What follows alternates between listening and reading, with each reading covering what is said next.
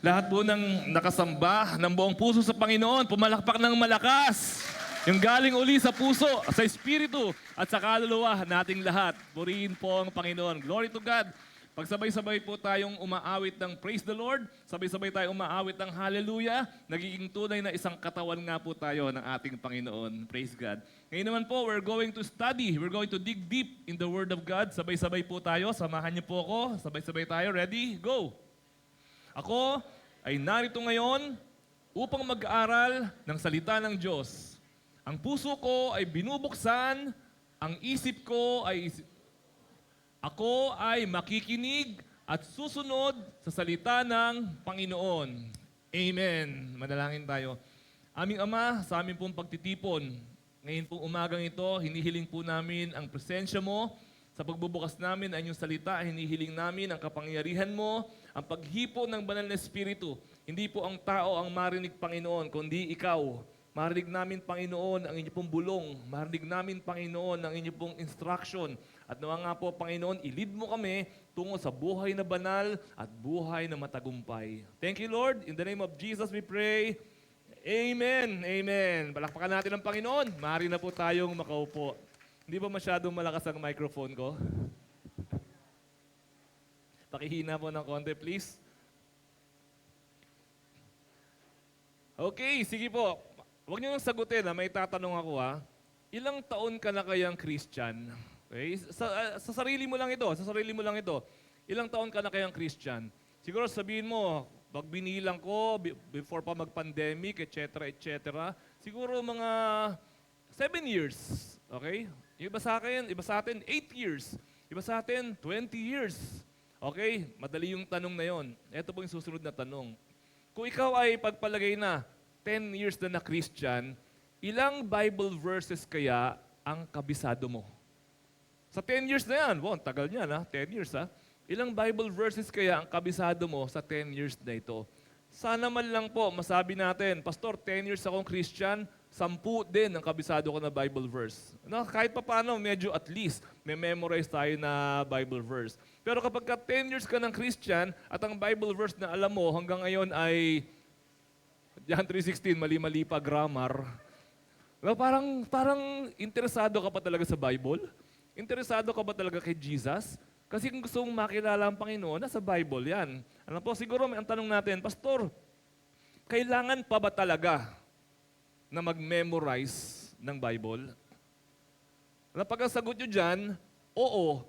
Ang tanong, ba't hindi ka nag-memorize? Pag ang sagot mo dyan, hindi, kaya pala hindi tayo nag-memorize. Diba? So, kailangan ba talaga mag-memorize ng Bible? Iniutos ba ng Bible? Ito ang tanong. Iniutos ba sa Bible na mag-memorize ka? Meron ba? Do you remember anything? May nakalagay ba sa Bible? Sabi, mag-memorize ka. Meron bang ganon? Okay?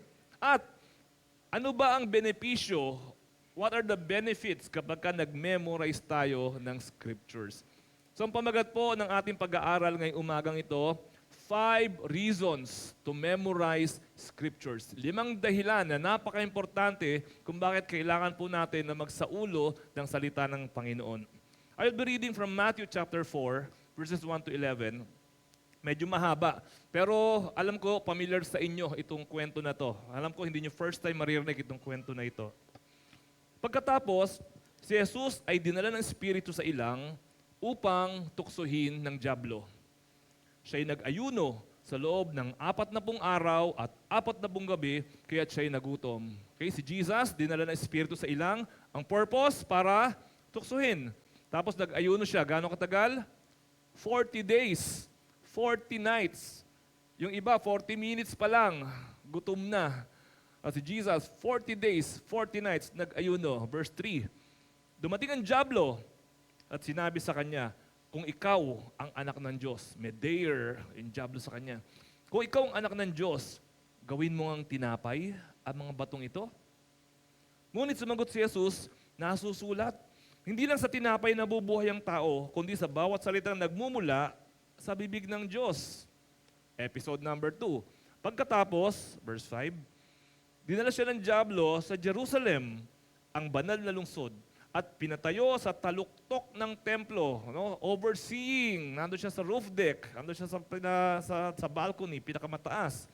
Verse 6, sinabi nito sa kanya, sabi ng diablo, kung ikaw ang anak ng Diyos, magpatihulog ka. Eto na naman, dinare na naman siya, the second time, magpatihulog ka, mag-suicide ka o tumalon ka dyan. Eto yung sabi sa kanya. Sagot ni Jesus, sabi ng diablo, dahil nasusulat, sa kanyang mga anghel, ikaw ay tatagubilin. At sa kanyang mga kamay, ikay aalalayan ng sa mga bato. Paa mo ay hindi masaktan. Okay?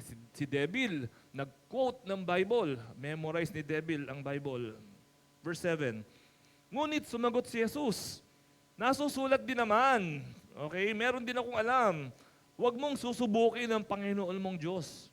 Episode number 2. Episode number 3. Verse 8. Pagkatapos, dinala siya ng diablo sa isang napakataas na bundok at ipinakita sa kanya ang lahat ng kaharian sa daigdig at ang karangyaan ng mga ito. Sinabi ng diablo sa kanya, bibigay ko sa iyo lahat ng ito kung magpapatira pa ka at sasamba sa akin. Kaya sumagot si Jesus, lumayas ka, Satanas, sapagkat nasusulat, ang Panginoon mong Diyos ang dapat mong sambahin, siya lang ang dapat mong paglingkuran. Pagkatapos nun, ano nangyari? Iniwan. Okay? Iniwan na siya ng diablo. At sino dumating? Nung umalis ang diablo, sino dumating? Dumating naman ang mga anghel at siya ay pinaglingkuran. Last Sunday, we learned that meditation, diba? We talked about Bible meditation. We learned that meditation is the key. Ito yung susi para tayo laging sariwa, laging sagana, laging namumunga, at laging tagumpay. Ngayong umaga pong ito mga kapatid, may panibagong susi na gusto ko pong i-share sa bawat isa sa atin na siya mag-a-unlock sa blessing ng Diyos sa atin po mga buhay. At yan ay walang iba kung hindi Bible memorization. Bible memorization. Naranasan mo na ba na marigaluhan ng susi? Exciting yan. No? Exchange gift, tapos na regalo sa'yo, susi. Wow, susi. Kasi kahit na maliit na bakal lang yan, may ibig sabihin niya, may sinususian yan na malaki. Malay mo, volt. Malay mo, kotse. Di ba? Merong susi yan. So, or anumang padlock. So, susi. Ang memorization ay isa ring susi sa tagumpay. So, ano ba ang 5 reason para tayo po ay mag-memorize ng Bible? Marami tayong alam na reason, pero marami po sa atin, hindi pa rin talaga ganun ang atin pong, interest na mag-memorize ng Bible. Anong reason para tayo ay mag-memorize ng Bible? Balikan muna natin si Jesus. Yung kwento po natin, Matthew 4, 1-11. 3 beses siya na tinukso. Okay? Una, may graph tayo dyan. 3 beses siya tinukso. Una, gawing tinapay ang bato, first temptation. Pangalawa, magpatihulog sa bangin. Pangatlo, magpatira pa at ibibigay ang buong yaman ng mundo kay Jesus. Ito yung 3 temptation niya. Tignan niyo siya, tignan niyo mabuti. Una, tinapay. Okay, sa laman, pagkain. Okay, pangalawa, magpatihulog sa bangin para kung ano-anong karangyaan. Tapos pangatlo naman, yan, yung mga yaman ng mundo. Tingnan naman natin ang sagot ni Jesus sa bawat temptation na ito. Unang sagot niya, Deuteronomy 8:3, doon sa gawing tinapay ang bato, sabi niya, hindi lang sa tinapay nabubuhay ang tao. Ayan ang sagot niya sa diablo. Pangalawa, magpatihulog daw sa bangin. Ang sagot naman niya, Deuteronomy 6:16, huwag mong susubukin ang Panginoon mong Diyos. At pangatlong sagot niya, Deuteronomy 6:13, doon sa magpatira pa. Sagot niya, ang Panginoon mong Diyos ang dapat mong sambahin at paglilingkuran. Sa 3 temptation na ito, may 3 verses na sinagot si Jesus at merong 3 resulta. Result number 1, siya ay tagumpay. Result number 2, siya ay tagumpay na naman. At sa result number 3, siya ay tagumpay na naman. 3 tagumpay si Jesus dahil doon sa mga sagot niya dito sa diablo na ito. Okay, big question. May dala ba siyang Bible? Imagine niyo nga si Jesus, may dala bang Bible? Wala. Alangan naman. Alangan naman na may dalang Bible si Jesus. No? Memorize niya itong mga verses na ito. Pastor, paano mo naman nasabi na walang dalang Bible? Andun ka ba? Wala. Kayo ba andun? Wala din, di ba? Paano natin nalaman na walang dalang Bible si Jesus? Baka naman ano ba tawag dito? Nagdudunong-dunungan ka lang, pastor, na walang dalang Bible si Jesus. Baka meron siyang dalang Bible. Actually po, imposible na may dala siyang Bible. Impossible na may dalang Bible si Jesus. Bakit impossible?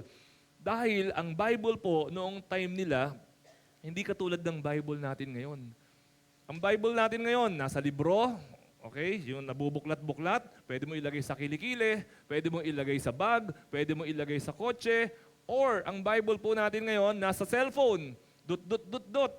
Diba? So, wala naman dalang cellphone si Jesus, wala naman siyang kotse, wala naman siyang daladalang libro noong time na yon. So, wala siyang dalang Bible. Many of them, ang Bible noong time na yun ay hindi mga libro, kundi ito po ay mga scrolls. Scrolls. Ang mga Bible po noon. Ang Bible po noon is a literal, katulad po itong picture na to, ang ibig po sabihin ng Bible, Biblia, ito po ay plural. Ang singular ay Biblos. Bible kasi English eh. Biblos meaning book. Biblia meaning books. So pag merong 66 books ang Bible, kaya siya tinawag na Biblia. Mali siya na tawagin na Biblos kasi isa lang eh. Biblia. 66 books equals 66 scrolls. Yung isang bilot na nakikita natin na yan, isang book yung nakikita natin na bilot na yan. And one scroll is one book only. Yung susunod na picture natin. Tignan niyo po itong picture na to. Ano? Isang scroll is one book only. And scrolls are big and bulky. Ang mga scrolls na yan. Next picture, pakita natin. Yung scroll na pinapakita dyan ay malamang scroll of Isaiah. Meron 3 scrolls ang Isaiah. So hindi lang 66 scrolls. Meron 3. So baka Isaiah 1, 2, or 3 yung scroll na yan. Kita nyo yan, no? Kung gaano kalaki yan. Mabibitbit ba ni Jesus yan? Yung buong Bible na yan? Yung buong scroll na yan? Hindi niya mabibitbit yan. And one Bible, one Bible, pag sinabi natin na isang book lang yan, no? Therefore, sa isang church, sa isang synagogue, sa isang tabernacle, meron silang isang kopya ng buong Old Testament. Ano niyo ba itsura nun? Ito yung susunod na picture. Isang buong eskaparate, isang buong pader. Para makabasa ka ng Bible, sabihin, pahiram naman ang Bible nyo, dun sa pader. Hahanapin mo dyan, yung mga scrolls na yan. At bawat sinagoga po nila ay merong kanya-kanyang set na mga scrolls na yan. Na meron po isang set na itong Etz Haim Synagogue Collection Picture. Ito yan. Yung kanilang sinagoga, meron silang isang collection ng mga scrolls na ganyan. Susunod naman, Westminster Synagogue. Ito naman yung collection nila ng mga scroll. Bawat synagogue may kanya-kanyang collection ng scroll. Hindi ka pwedeng pumasok para mag-devotion doon. No? Hindi ka pwedeng pumasok para mag-highlight. Kailangan mo ng pass, kailangan mo ng permission, authorization para makapasok ka. Kasi yung mga scrolls na yan, delikado. Pag nahawakan niyo yan, nadudurog, kaya may mga ginagawa silang preservation dyan sa mga scrolls na yan. So, Jesus memorized the scriptures. At palagay ko po, yun ang unang-unang reason kung bakit dapat po tayo na mag-memorize ng scripture. Bakit? Because Jesus Himself memorized scriptures. Si Jesus, anak ng Diyos, King of Kings, Lord of Lords, nagme-memorize ng scripture. Tapos tayo hindi. Tayo ayaw. Mas magaling ba tayo kay Jesus? Siyempre hindi. Pero si Jesus, sabi niya sa sarili niya, hindi ako papayag na hindi ko alam ang laman yung Bible na yan.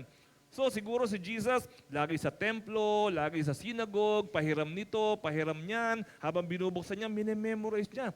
3 verses, yung kanyang ibinato kaagad sa dyablo. Alam ba niya na yun ang magiging tukso ng dyablo?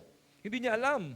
Pero eksakto, na-memorize niya itong mga verses na ito sa Deuteronomy. Kaya nung dumating ang dyablo, alam niya kung anong paglaban dito po sa dyablo na ito.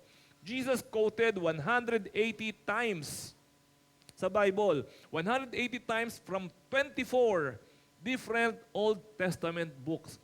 Yung buong Matthew, Mark, Luke dyan, pag binasa natin mga quotations ni Jesus, lahat yon kinuha niya sa Old Testament.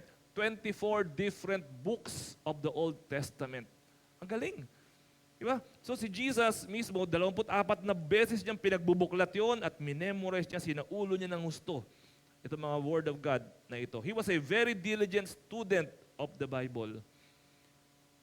Kung ngayon kaya nangyari yan, magme-memorize kaya tayo? Kasi ayan na nga, sa tabi na nga natin yung lamesa natin yung Bible. Nasa cellphone na nga natin yung Bible. Pero siya pupunta pa sa templo, hihingi pa ng authorization para lang mag-memorize. Jesus was a very diligent student of the Bible. Totoo yung kasabihan. Ito po yung kasabihan. Alam naman natin to. Pag gusto, may paraan. Pag ayaw, may dahilan. Totoong totoo. Sa Bible man yan, sa buhay man yan, sa pag-aaral man yan, pag gusto, may paraan. Pero pag ayaw, may dahilan. But nag-memorize si Jesus kasi gusto. Ginawa ng paraan. But maraming Christians hindi nagme-memorize kasi ayaw. Maraming dahilan. Jesus memorized the Bible. Mahihiya naman tayo kay Jesus niyan. So, palagay ko po, tayo rin dapat mag-memorize. Alam ko po, mahirap mag-memorize. Mahirap naman talaga. Lalo po yung iba sa atin na umaakit-akit na sa 40, no? Yung mga 40 na dyan. At pataas, mahirap naman talaga na mag-memorize. Di ba pwede isulat na lang? Pastor, pwede ba isulat na lang? Pwede naman, dadalhin mo lagi. Yung nakasulat. Pag kailangan, dahil mo sinulat, hanapin mo pa, ano ba panlaban kay Satanas dito? Naghanap ka pa kung sa sinulat mo, no? So, mahirap mag-memorize, pero pwede naman kasi po may mga bagay naman talaga. Hanggang ngayon, kahit po digital age na ngayon, may mga bagay naman talaga minimemorize pa rin natin, di ba? Tulad ng password mo. Minimemorize pa rin naman yung password mo. Palagay ko yung address ninyo sa bahay, memorize din nyo. Di ba? Yung telephone mo, telephone number mo, memorize mo pa rin hanggang ngayon. Kahit digital na, minimemorize pa rin natin. May mga bagay na kailangan natin i-memorize. Kung ikaw ay nag-aral ng engineering, architecture, accounting, o ano man ang kurso mo, may mga kailangan ka i-memorize na definition. Definition ng physics. First law of physics. O, kailangan ma-memorize mo yan kung engineering ka. First law ng itong mga batas na to, minsan, kung accountant ka, may mga batas. Kailangan mong i-memorize. Kahit digital na ang panahon natin, kailangan pa rin po nating i-memorize. Mga traffic signs, minimemorize natin yan. Hindi yung pag nakakita ka ng U, tapos merong ganun, tsaka mo palang titignan, ano ba ibig sabihin ng U, tapos merong slash. Ano ba ibig sabihin nun? Go. Diba? Hindi ka doon maghahanap. Tatanda mo, no U-turn. Diba? Doon mo maalala yon. Hindi, tsaka iisip ka kapag ka nandoon na po siya. At saka po, hindi lang naman po yun sa totoo lang. Kahit nga, di ba, minememorize natin mga importanteng bagay. Pero di ba, kahit nga hindi importante, minememorize natin. Di ba?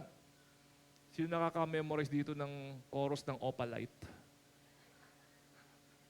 Di ba, minememorize natin di ba, don't you sweat it, baby. Di ba? Kahit na mga lyrics ng kanta, minememorize natin. Salawi kain, minememorize natin. Hindi natin sinusulat. At even yung mga linya sa movie, minememorize natin. Ano natandaan yung linya sa movie? You're nothing but a second rate. Trying hard. Pussycat. Diba? Kung ano minememorize natin akala mo lang wala. Pero meron. Diba? Yung mga linya sa movies, minememorize natin. Mga lyrics ng kanta, minememorize natin. Kung ano-ano mga bagay, minememorize natin. Pero yung Bible, ayaw natin i-memorize. Do you want to be Christ-like? The key to Christ-likeness is memorization. Dahil si Jesus nag-memorize, ikaw din. Sorry kapatid, Pastor, sa church pala namin, required mag-memorize? Oo. As a Christian pala, required mag-memorize? Oo. Kasi si Jesus nag-memorize din. If you want to be like Jesus, then memorize the scriptures also as much as possible, as much as you can. Reason number 1, because Jesus memorized the scripture. Reason number 2, why we should memorize the scripture, because It is commanded. May command naman pala. Tinatanong ko kanina, inuutos ba sa Bible yan na mag-memorize ng scripture? Alam niyo po kung ba't ko tinanong yon?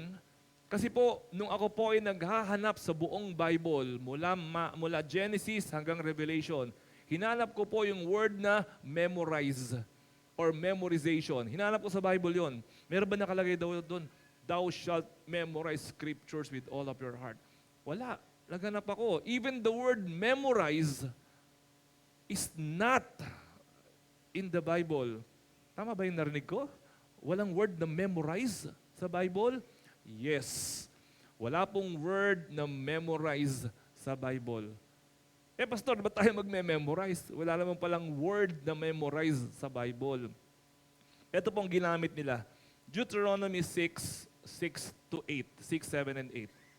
Ang mga utos niya ay itanim ninyo sa inyong puso.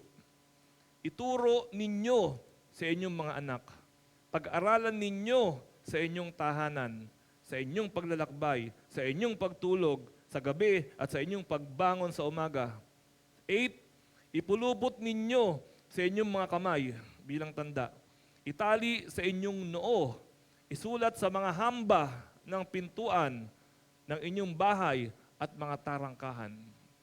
Hindi niya ginamit yung word na memorize, pero napaka-superlative naman ng kanyang description. No, itali nyo sa kamay nyo, siguro ipatato mo dyan sa kamay mo yung verse, ilagay mo sa noo mo, ilagay mo sa pintuan, pag matutulog ka, pag gigising ka, ituro mo sa kanila, pag maglalakbay ka. Hindi na sinabi na i-memorize mo para tapos. Hindi niya sinabing ganon. Ganito ang kanyang description ng memorization. Hindi lang yan. Kawikaan 7, verse 2 and 3. Turo ko ay pahalagahan tulad ng iyong mga mata. Ito'y itali mo sa iyong mga kamay at sikapin mong matanim sa iyong isipan. Wala silang word sa Hebrew word, walang Hebrew word for memorization. Noon, siguro ngayon, meron na sa modern times. Nung time na yon, walang Hebrew word for memorization. Deuteronomy 11:18, itanim nga ninyo ang mga utos na ito sa inyong mga puso at kaluluwa. Ipulupot ninyo ito sa inyong mga kamay bilang tanda at itali sa inyong noo. Ano pa bang gusto natin? Eto na. Ang sabi, ipulupot sa inyong mga kamay, itali sa inyong noo, itanim ninyo sa inyong mga puso't kaluluwa. Alam niyo po, nung ito ay mabasa ng mga Israelita, tayo po naintindihan natin to. Mag-memorize daw tayo, mag-memorize. Alam niyo ba kung ano ginawa ng mga Israelita nung mabasa nila ito? Ito susunod na picture. Itanim daw sa noo. Ayun, tinanim sa noo. Pag pumunta kayo sa Israel, ganyan ang itsura nila. Itali daw sa bisig o itali sa kamay. Ayun, nasa braso, nakatali. Ewan ko ba sa kanila, ginawa nilang literal, itinali talaga, pinulupot. Tsaka itanim sa noo. Yan, akala mo, maliit na sombrero. Pero pag binuksan niyo po yung nasa noo niya na yan, meron nakasulat na verse dyan sa Bible o sa Old Testament. Yan po ang kanilang kultura hanggang ngayon. Pag nakakita kayo ng mga Hudyo talagang Zionist, ganyan ang itsura po nila hanggang sa ngayon. There is no Hebrew word for memorization. Kaya dinescribe po ito in a very, very elaborate way. So bakit po kailangang iutos? Why was memorization commanded? Bakit kailangan iutos? Kasi po, memorization will affect the heart and the mind of the person. Kaya nga po nung bata tayo, elementary, ano ang kailangang i-memorize ng lahat ng estudyante nung bata pa tayo? Di ba? 2, lupang hinirang. Kailangan i-memorize mo yan. At saka pangalawa, panatang makabayan. Kailangan i-memorize mo yan. At sa tanda nating ito, memorize pa rin natin hanggang ngayon. Di ba? Kung na-memorize mo, lupang hinirang, ang ending nun, ang mamatay ng dahil sa'yo. Yun ang ending nun. So talagang patriotic ka.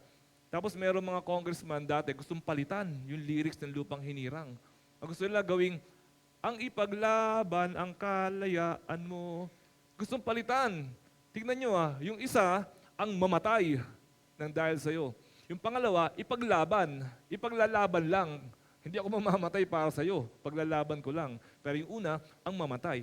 Kung ang lyrics na na-memorize mo ay mamatay ng dahil sa'yo, di hanggang kamatayan, ipaglalaban mo. Pero kung nandun ka lang sa hanggang level ka lang na ipaglalaban, pinaglaban ko naman natalo ko di tapos ka na kasi pinaglaban mo na. So yung minemorize mo will affect your heart and your mind. Paano kung ang na-memorize mo, national anthem ng China? Edi sumisigaw ka sa ngayon, hindi atin ang West Philippine Sea. Yun ang sinisigaw. Kasi yung iba, yun ang memorize natin. Kaya po kung ano yun ang memorize natin, it will affect our heart and our minds. No? Ang mga na-memorize mo, dala-dala mo hanggang ngayon. Kung ang favorite mo na kanta, nung ikaw ay dalaga, humanap ka ng pangit at ibigin mong tunay. Buti na lang, hindi alam na misis ko yung kantang yan. Kung hindi, baka pangit ang nahanap niya.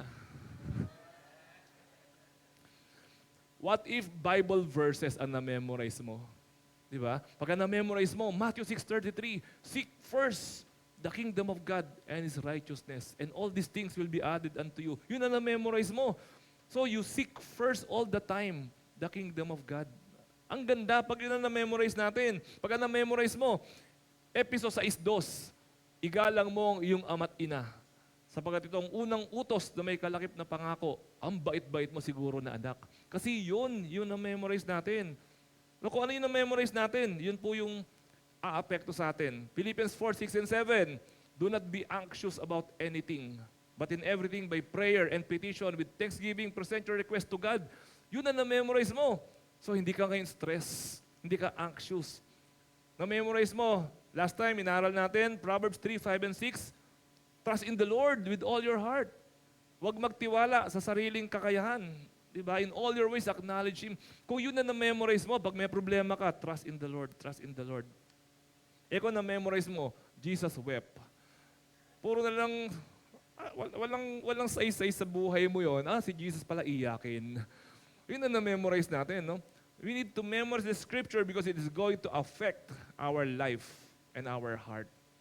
Reason number 2, it is a command from the Lord.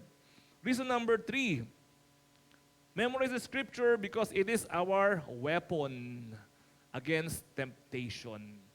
Pagka tayo po hindi nagme-memorize ng scripture, lagi na lang tayong nasasaksak ng kaaway. Lagi na lang tayo natataga ng dyablo. Wala tayong pansalag. Kita niyo si Jesus, di ba? Si Satan, gumamit din ng Bible. Pero si Jesus, sinalag niya rin ng Bible, yung sinabi ni Satan na ito. 3 times siyang tinukso, 3 times din siya nag-respond using the Word of God, and because of that, 3 times din nagtagumpay si Jesus. Jesus responded using memorized verses. So tayo po, when being tempted, hindi pwedeng ipopos ang temptation Hindi pwedeng tsaka pa lang hahagilap ng verses. Hindi po pwede na gano'n. You have to memorize. So pag tinetempt po tayo, bubunutin mo. Kunyari, Psalms 119:11. Bunutin mo yan. I have stored up your word in my heart that I might not sin against you. Bubunutin mo yan, may temptation. No? Tinago ko sa puso ko yung salita para hindi ako magkasala laban sa iyo. Tinutukso ka ng laman. Tinutukso ka ng bisyo. Tinutukso ka ng sugal. Tinutukso ka ng babae. Bubunutin mo, Galatians 2:20. I have been crucified with Christ. I no longer live, but Jesus Christ live in me. No? Hindi na ako, Tagalog pala yan, napako na akong kasama ni Kristo sa krus. Kaya hindi na ako ang nabubuhay, kundi si Kristo na ang nabubuhay sa akin. No, kapag kaya na na-memorize mo, hinihila ka ng kasalanan, sabi, ito na, gawin mo na to. Biglang naisip mo, teka, handali, napako na akong kasama ni Kristo. No? Pag tinutukso ka ng dyablo, ayaw kang tantanan, bubunutin mo yung James 4:7. Ano sabi doon? Submit yourself to God. Resist the devil, and he will flee away from you. Lalayasan ka rin ng dyablo when you resist, when you submit yourself to the Lord. Memorization prepares us for battle. This is our sword. Kung wala kang sword, hindi natin alam kung ano po ang bubunutin natin. Binubunot na lang lagi natin yung mga kung ano-anong verses na hindi po natin napapakinabangan. Now, so memorize the Word of God. Ikaapat na dahilan kung bakit kailangang mag-memorize. Number 4, it is our protection against deception. Protection. Kanina, sword, sandata. Ngayon naman, kalasag. Protection din natin yan laban sa deception because Satan is the father of all lies, fake news, and deception. Siya po yung pinagmumulan ng lahat ng kasinungalingan, itong Satan na ito. Kaya sabi niya kay Jesus, Matthew 4:6, if you are the Son of God, kung anak ka ng Diyos, sige nga, throw yourself down dahil nasusulat. He will command His angels concerning you and they will lift you up in their hands so that you will not strike your foot against a stone. Kita nyo dinideceive, iniisahan, niloloko, inuuto ni Satanas si Jesus. Sabi niya kay Jesus, sige na, tumalon ka na dyan. Kasi di ba sabi sa Bible ni Lord, nakiki-Lord, nakiki-Bible itong si Satan. Pero buti na lang si Jesus, hindi siya nabubuyo. Kasi alam niya, wrong application. Kasi wrong quotation. Balikan natin yung verse na yan na sinabi ni Satan. Kinuha niya po yan sa Psalm 91.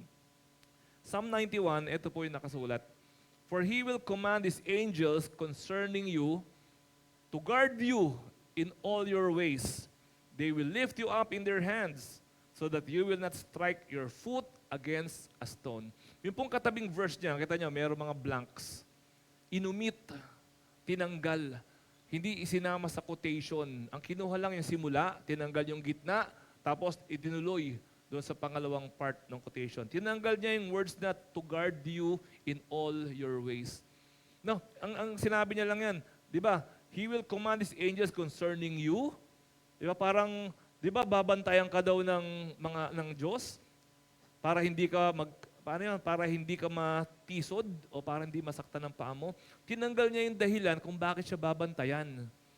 Kaya siya babantayan to guard you in all your ways para hindi ka magkamali. Exactly para hindi mo gawin yung kasalanan na yan.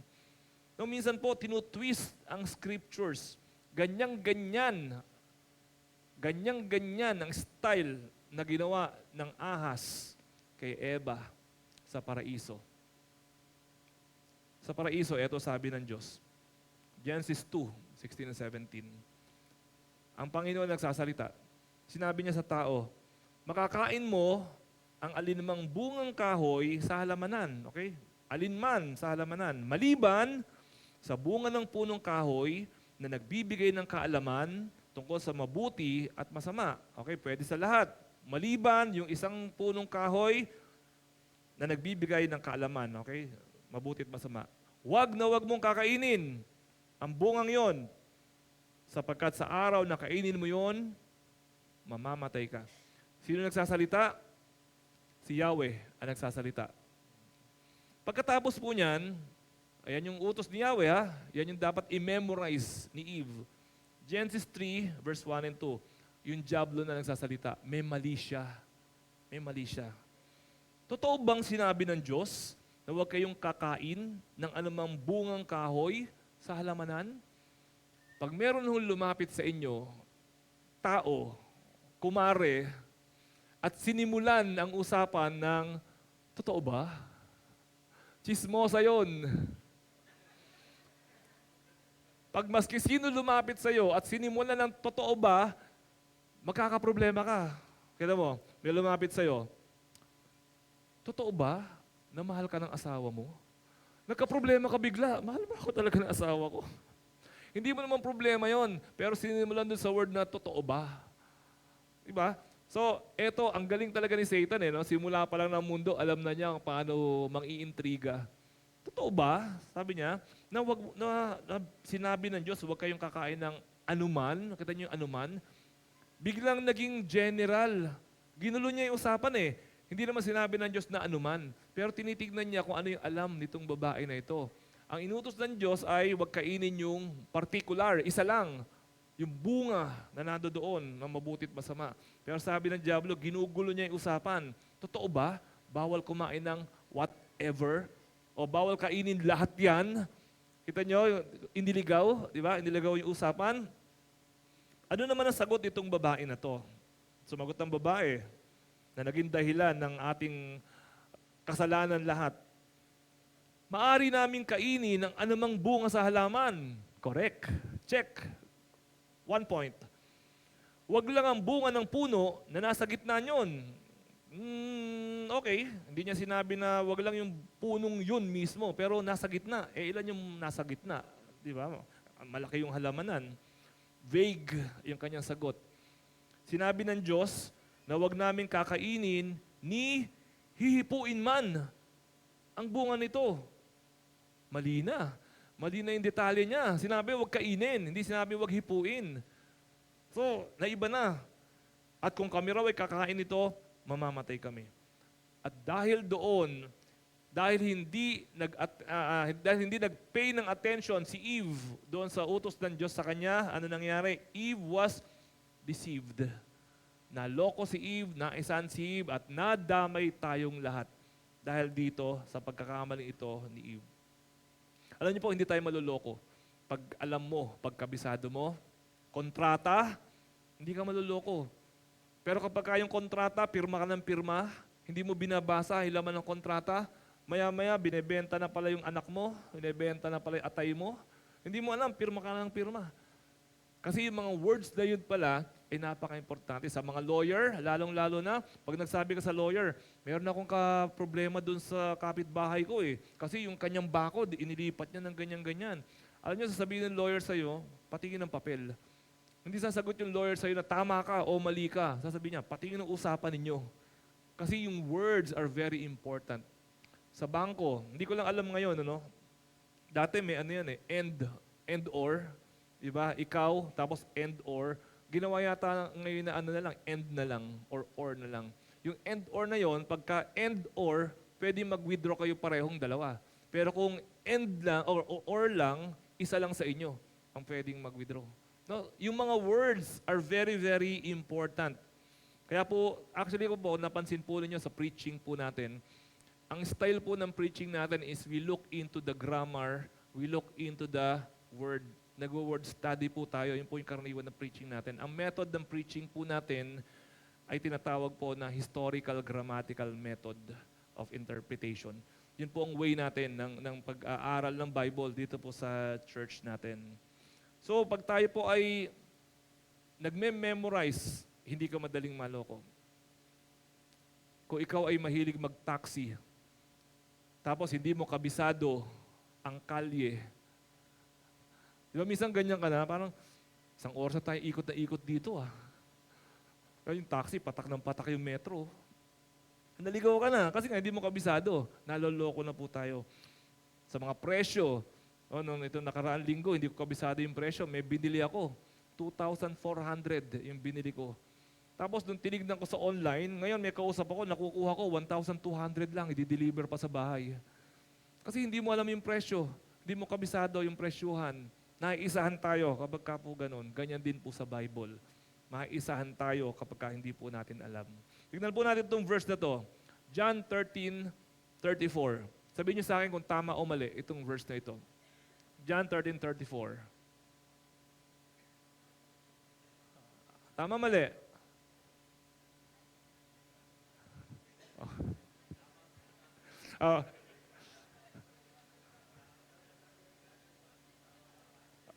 Basahin nga natin sabay-sabay. Ready, go. Di ba? Nung unang tingin natin, parang wala lang yan, alam ko na yan. Pero nung tinignan natin, baliktad pala. Hindi pala siya love one another. Love another one pala. Tapos susundin mo.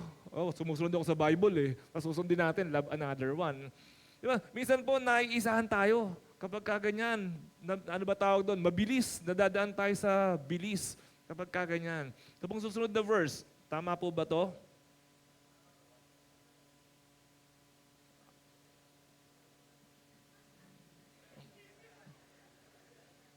Ano, tama ba o mali? Mali, okay. Okay, sabay-sabay tayo, basahin natin. Ready, go. You shall know them by their fruit, and the fruit shall set you free. Tama, mali? Mali. Bakit mali? Kasi yan po ay dalawang verse pinagsama sa isa. yung verse na yan. Kaso may nakalagay sa taas na John 8:32. So akala natin, galing sa Bible. Diba lalo ngayon, ako kaya kong sulat nga kung ano isusulat ko rin. Jonathan 8:32. Diba?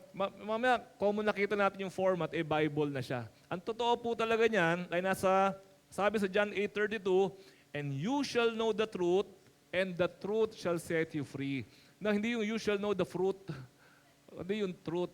Saan galing yung you shall know them by their fruit? Matthew 7:16. Doon naman galing po yan. You shall know them by their fruits. Do men gather grapes of thorns, etc., etc. Minsan po nakakagulo-gulo na po lahat yung mga verses na yan. Kaya po naiisahan po tayo, nagkakamali tayo. Minsan po pinipilipit na ng teacher, pinipilipit na ng pastor, yung verse pilit para lang maipasok yung gustong sabihin. Tapos po, tayo naman po, wala tayong kalam-alam, naiisahan na pala tayo. Sabi po sa 1 Timothy 6:10, money is the root of all evil. Totoo o hindi? Hindi. Ano? Money is not the root of all evil. What is? Ayan. The love of money is the root of all evil. Kasi kung money is the root of all evil, di ba? Kasalanan pala yung pera na yan. Bigay nyo lang lahat sa akin yan. Kung kasalanan pala yan. So it is not the root of evil. The love of money is the root of all evil. Buti na lang na may memorize natin. Kung hindi po, maiisahan tayo ng po mga gustong i-deceive ang pananampalataya natin. So memorize. Memorization is the key against deception. Panghuli po, panglima, ikalimang dahilan kung ba't kailangan mag-memorize is because it is the key to success. It is the key to victory. Matthew 4:10 and 11, kaya't sumagot si Jesus, lumayas ka, Satanas. Pinalayas niya si Satanas.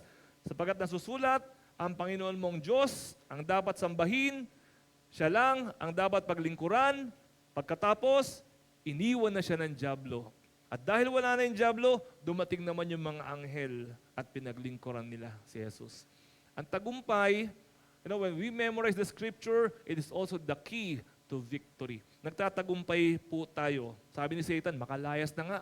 Wala akong laban dito. Hindi ko maisahan to. Hindi ko maloloko to. Lumayas na po si Satan. So, malaking tulong when we memorize the Word of God. Balikan po natin yung verse natin last week, Joshua 1:8, one of my favorite verses. And I hope marami sa atin memorize ito. Huwag mong kalimutang o huwag mong kaliligtaang basahin ang aklat na ito ng kautusan.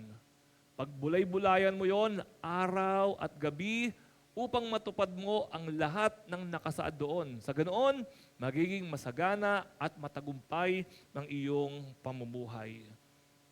No, merong pangako ang Panginoon kapag nagme-memorize tayo ng Scripture. Ano po ang pangako? Magiging masagana at matagumpay ang iyong pamumuhay.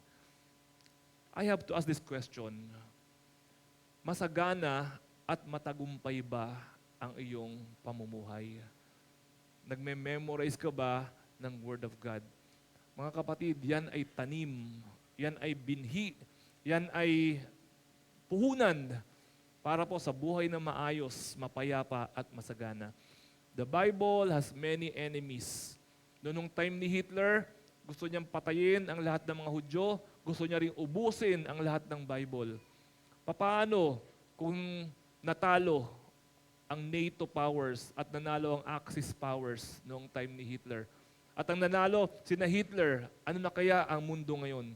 Ang mundo ngayon, zero ang mga Jews, zero ang Bible, at zero siguro, zero ang mga pangit kasi pinapatay nila ang mga pangit nun. So tayo na lang ang natira. So, marami hong kaaway ang Bible. Lalo sa panahon ngayon, why memorize now? Digitize ang Bible. Diba? Digitize ang Bible po ngayon. Kaya po mga tao, I'm not taking this against anybody, okay? Hindi ako magugulat kung wala kayong dalang Bible ngayon. Siguro pag tinanong ko, sino rito ang may dalang Bible? Siguro ang magdataas lang ng kamay, 5. And I'm not taking that against anyone. Kasi wala rin akong dalang Bible. Pero may Bible dyan sa loob ng office. Pero hindi ko dala. Hindi ko siya dala galing sa bahay. Kasi meron tayong PowerPoint. No, meron tayong cellphone. Babasahin naman ni pastor yung Bible. Kaya po ang mga tao, hindi na talaga nag-iisip na mag-memorize pa ng Bible. May app, no, kumpleto, andyan na po ang lahat. Pero remember, sa digital world po na ito, lalo ngayon, may AI na, lalo ngayon, possible ba na isang umaga, paggising mo, na-delete na ang lahat ng digital Bible sa buong mundo? Di ba minsan gumagawa ka ng assignment, nagkamali ka ng pindot sa halip na save, ang napindot mo, delete. Tapos nung hinahanap mo, wala na yung report mo, pinagtrabahuhan mo, o kaya naman, meron akong kakilala, may kaeskwela ako, nagkasunog yung bahay nila, at lahat daw ng kanyang kabuhayan nandoon sa kanyang laptop na yon. Nasunog din yung laptop niya, magsisimula daw siya sa zero na naman, dahil lang doon. No, wala siya ibang kopya. Ano niyo po yun? Sa mundo po natin ngayon, baka mamaya magising na lang tayo, wala na ang Bible. O magising na lang tayo, binago na ang Bible. Yung love one another, naging love another one na. Hindi natin alam, gano'n na pala yung nangyari. So, kailangan po mga kapatid, that we should memorize the Scriptures. Especially now, the world is moving towards a paperless society. Pera nga eh. Di ba gusto wala ng pera? Di ba tap na lang, GCash na lang. Hanggat maaari wala ng pera. Ano lang, transfer na lang. Diba? Susunod, may offering tayo, lalabas dito, QR code. Diba? Tapat nyo lang cellphone ninyo. Iba na po ang mundo ngayon. Pero hindi ho dapat maiba ang disiplina na tayo po mga Christians ay nagme-memorize ng Word of God. So ngayong umagang ito, kapatid, kung wala kang memorize na Word of God, maski isa, simulan na natin. Hindi ka talo, hindi ka lulugihin ng Diyos kapag ikaw ay nag-memorize ng Word of God. You choose one that is comfortable with you. Pero ngayong umaga po, gusto ko po kayong i-invite, i-memorize natin ngayon ang Joshua 1:8. I-memorize po natin ngayon. Pastor, matanda na ako. Kailangan pa ba mag-memorize ako ng Bible? Kukunin ka na ba ni Lord? Kung hindi pa, mag-memorize ka muna. Okay? Sige po, kung hindi pa tayo kukunin ni Lord. Sige po, Joshua 1:8. Sabay-sabay po tayo, ha? Ready? Go. Huwag mong kaliligtaang basahin ang aklat ng kautusan, pagbulay-bulayan mo yon araw at gabi, upang matupad mo ang lahat ng nakasaad doon. Sa ganoon, magiging masagana at matagumpay ang iyong pamumuhay. Sa inyo pong handout, no, hinati po natin sa 4, yan pong verse na yan. Tapos, iisa-isayin natin burahin. Kaya tignan nyo na po yan. No? So, hinati po natin sa 4 yan. Una, yung huwag mong kaliligtang basahin ang aklat ng kautusan. Yun ang una natin i-memorize. Pangalawa, pagbulay-bulayan mo yon araw at gabi. Yun ang pangalawang hati. Pangatlong hati, upang matupad mo ang lahat na nakasaad doon. At panghuling hati, sa ganoon, magiging masagana at matagumpay ang iyong buhay. Okay, so nakita niyo na ho ba? Buburahin na natin.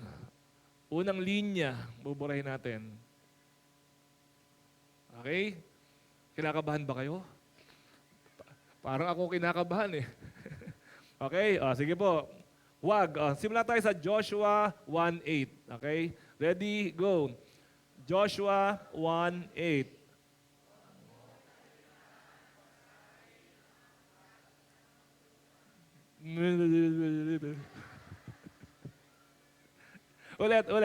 ulit. Take two. Joshua 1:8. Okay, red. Pakilabas uli. Pakibalik sa ano. Ayan. Para may kodigo. Okay, ready na ha? Baburahin natin ulit. Okay, go. Ayan. Okay, ready. Joshua 1:8. Go. Andali. Kasama po yung reference, no? Joshua 1:8. Kasama yon, dapat matandaan na, maikabit natin yan. Okay, ready? Joshua 1:8, go.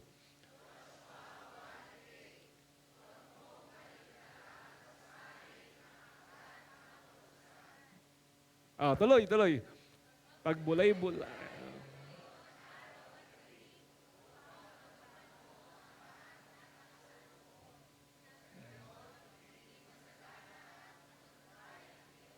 Yan, Ang galing. So ready na kayo? Tatanggal din natin yung line number 2. Okay, pakitanggal. Line number 2. Ayan. Okay, ready ha? Joshua 1:8. Ready? Go!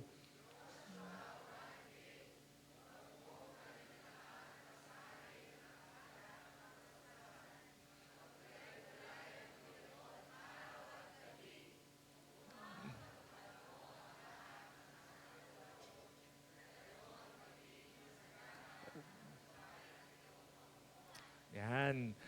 Nakaka-memorize na kayo ng kalahating verse. Okay, 50%. Okay, gawin natin 75%. Okay, pakibura yung susunod. Okay, ready ah? Ready, go.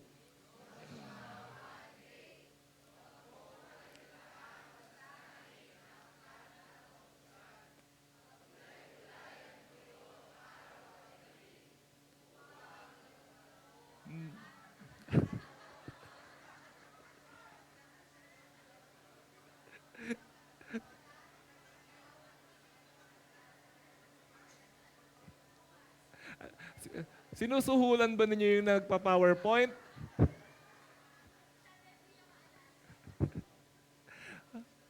Okay, buburahin na natin lahat ha. Pagkatapos po nito, nako, ang sarap i-congratulate ng bawat naka-memorize. Okay, okay, pakibura na natin. Sa ganoon, magiging masagana at matagumpay ang iyong pamumuhay. Wow, puro puti na yan. Okay, ready? Go! Joshua 1.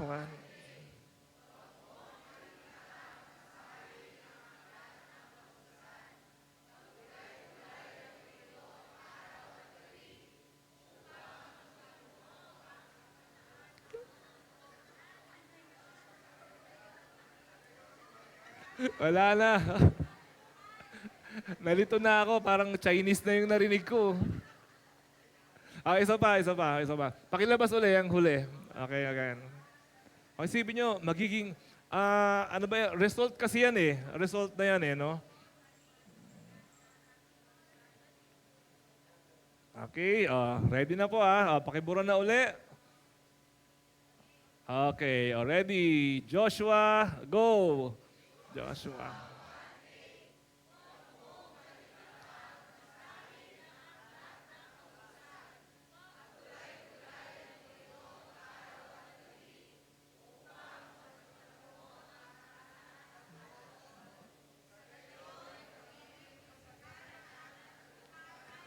Pamumuhay!